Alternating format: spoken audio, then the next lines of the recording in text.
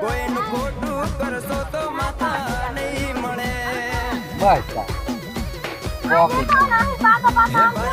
પોતી મુઠી છે હવા લાખની ભાયા, પોતી મુઠી છે હવા લાખની. ચંપલ કેવું એટલે એ ચપી ગયો જાય મારા વીરા વીરા, એ કોઈનું ખોટું કરશો તો બાબા નહીં